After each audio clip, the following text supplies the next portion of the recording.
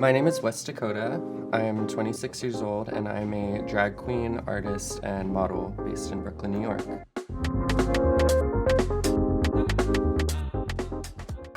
I don't think I ever planned on being a drag queen. I kind of just fell into it. Probably my first time playing with drag was when I was maybe a toddler. I remember being like a very young child and like trying on my sister's clothes or wrapping like towels around my head and pretending like I had like really long hair. As someone who is feminine, like it was always something that I sort of hid away from the world. I never felt like that was a side of myself that I would share with people or that would be anything other than a source of embarrassment or shame. I actually did write out a life plan when I was in middle school. I said that I wanted to go to Columbia, become an architect, get married, live on the Upper East Side, have a Great Dane named Atlas.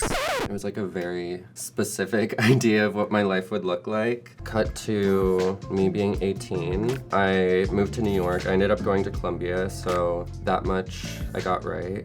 Being in that academic environment was very challenging for me.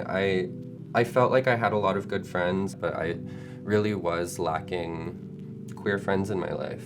All of my friends were straight, mostly white girls. I just remember feeling like they would never fully understand me and I would never fully understand them. So after I graduated, I started interning at a fashion brand. And at the same time, I was also assisting an artist. The work just never felt fulfilling. I really sort of struggled with finding a platform to share my work. So around this time, I started going out to Brooklyn to watch like drag shows with my friend. The first time I went out in drag, it was the closing night of this one bar in Williamsburg called TNT. And my friend Natalie, who was like one of the first people that I like really felt like I could be openly queer with, we decided to like get into drag, which basically meant that I was wearing like lipstick and eyeliner, like not much else. It's so funny, like for me, like now I feel so comfortable getting dressed up and going out, and it's become like a source of protection for me. But I just remember that first time like going out and having so much adrenaline rushing through my body. It's thrilling and addictive. So I ended up signing up for this competition. That was the first time I had like ever invited anyone to see me in drag. I was nervous about sharing that world with my old friends, you know. I didn't know how people would react.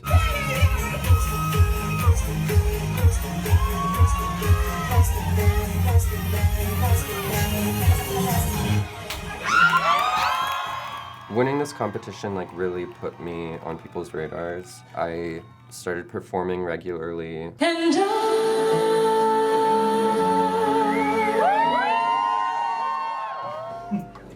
Being West is like really about giving myself permission to do things that I felt like I wasn't supposed to do. Things like being feminine or, you know, just being like really outspoken. West was just a way for me to say it's okay to like step into a character sometimes and change and evolve. Getting done up and like walking into a room and like commanding everyone's attention was not ever something that I felt like I could do.